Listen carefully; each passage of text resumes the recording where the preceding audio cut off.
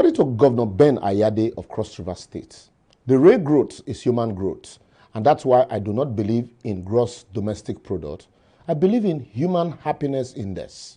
Yet, 6 years after, the state is still Cross River of the seats.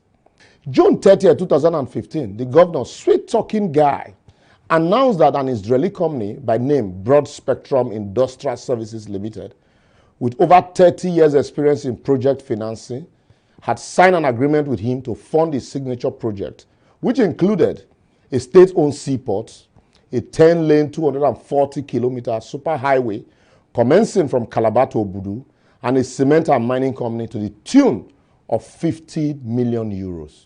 Today, 6 years after, apart from the fact that the company has no presence online, the seaport is existing like Edo State Seaport, Gelegele Seaport, only in the mind of the governor. The other project mentioned are non-existent, save the cleared part of the superhighway that has been abandoned. No work is going on there. Only the consistent legal and illegal logging of woods by people said to be associated with government. Now, see for yourself.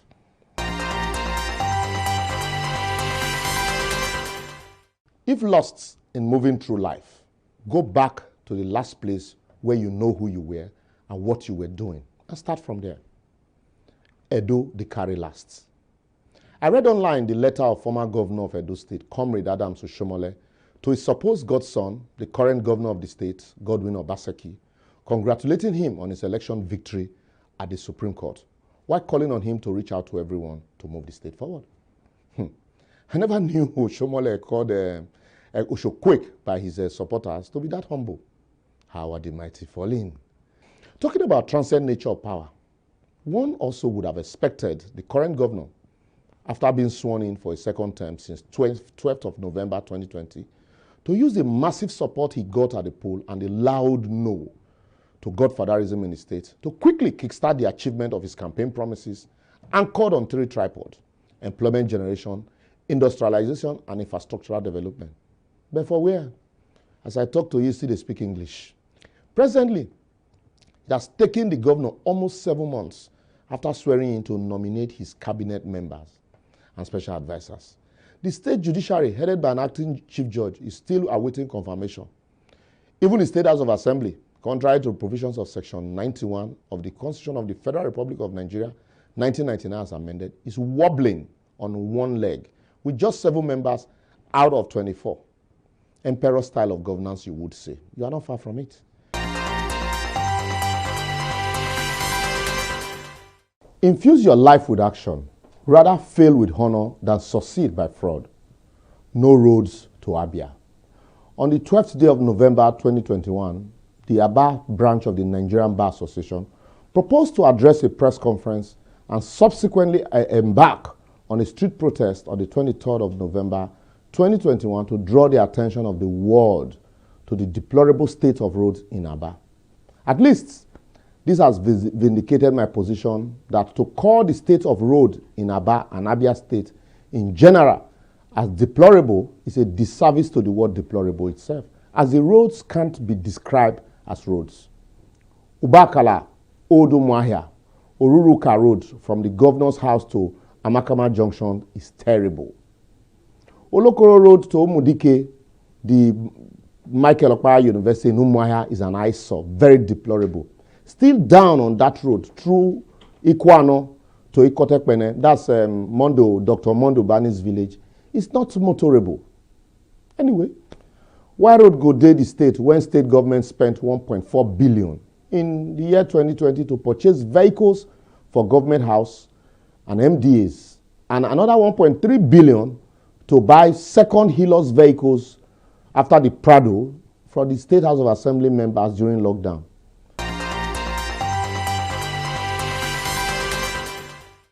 No matter how far a lie runs, truth must one day catch up with it. Abia of 5H, that's 500 naira. I recently watched the governor of my adopted state, Abia State, Dr. Okezie Victor Ekpeazu, boast about gifting women in Abia free park and 500 naira. That's less than $1. As an adopted Aro sons and Ungwa brought up, having lived in Orata Road in Aba and in late Madam Holandi's house years back in a movie in Arochukwu, Abia State. I felt tears of shame for the governor and my people. Like the governor asked, do you know what 500 naira can do for a poor woman in Abia? I equally want to ask the governor, what can 500 naira do for a lactating nursing mother in Abia? Has the government breeded so much poverty in Abia that they now see the giving of 500 naira as a big deal? Abia State earned above 800 billion naira, including IGR and local government allocation, from 2015 to 2020, and spent only 137 billion on capital projects, where the rest money enter. Yet, the governor is proud to say he's gifting 500 naira to women who just gave birth. With such humongous funds in the hand of government and her cronies, definitely 500 naira would be such a big deal to the ordinary person in Abia, who is either owned salaries, pensions, and denied public infrastructure, as the government spends a paltry 24% on capital development between 2015 and 2020. An independent judiciary whose duty is promotion of the rule of law, independent of the political wind blowing, is the bedrock of modern democracy. Edo executive legislators. After 2 years and 6 months after their election in 2019, 14 members of the Edo State House of Assembly have continually been shut out of their assembly complex for fear of impeaching the state governor, who became estranged from his supposed political godfather, Adams Oshomole, as the said lawmaker as supposed associate or loyalist of Oshomole. The Edo State House of Assembly, of 10 members as against the constitutional provided 24 member, is not just an extension of the executive arm of government, but acts as though they are a department under government house, as they sit in a hall in government house while pretending to be doing the business of state legislature. What a shame. Governor Obaseki's inability to resolve the assembly crisis shows his poor leadership quality, which has reflected in his consistent quarrel with most of his political associates. The same assembly that was renovated by the former speaker, Kabiru Ajoto, and was eulogized by the same governor for a magnificent work, was stripped of his roof barely 6 months thereafter in a commando-like manner to avoid the inauguration of the 14 excluded members of the assembly. What a waste of unavailable funds.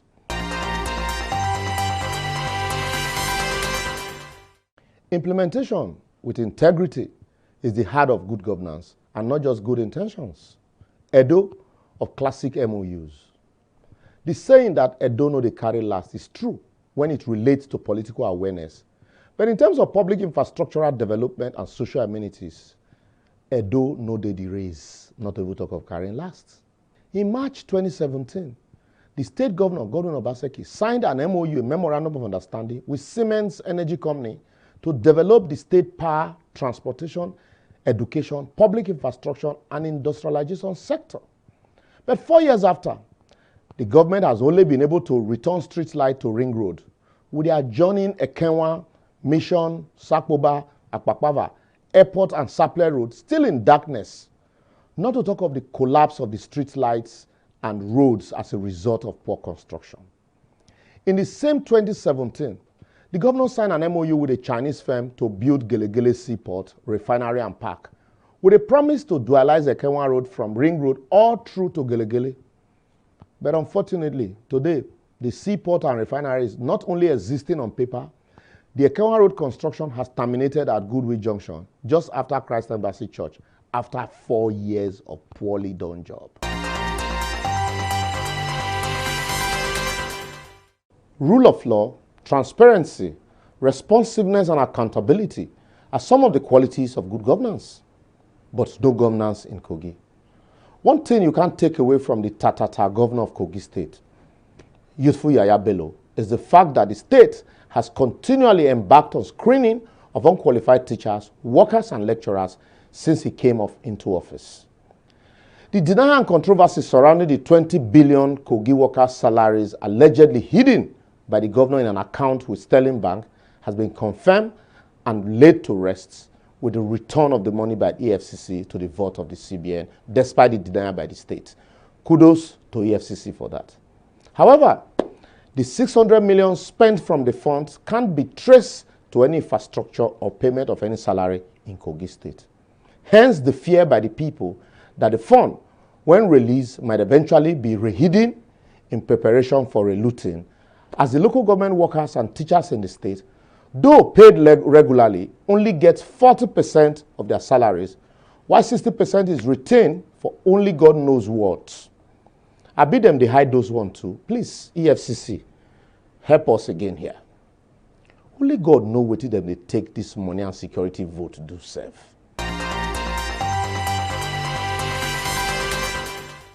Merry Christmas, everyone. Words they say means nothing when your actions are the complete opposites. Benue's empty baskets.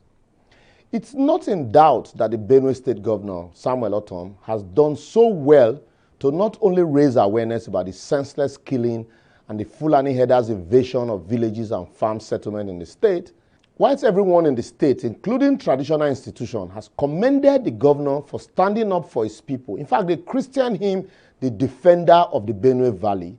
They are also calling his attention to the hunger invading their stomach by the day, as salaries and pensions are unpaid and are piling up in arrears. Imagine a state that is the largest yam producer in Africa with Zakibiam yam market, yet can't boast of processing one tuber of yam.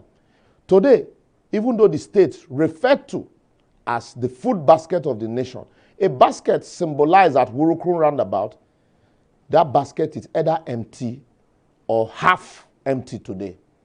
I will therefore advocate that as much as we enjoy the governor's shouts and calling our attention to the killings, he should also remember that the state is crying and shouting for his attention, for infrastructural development.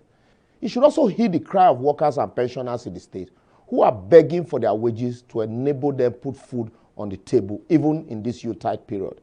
The intelligentsia community should mobilize and galvanize the youth and the everyday people to not only participate in the election, but consistently challenge the political leaders on the fulfillment of campaign promises and manifestos.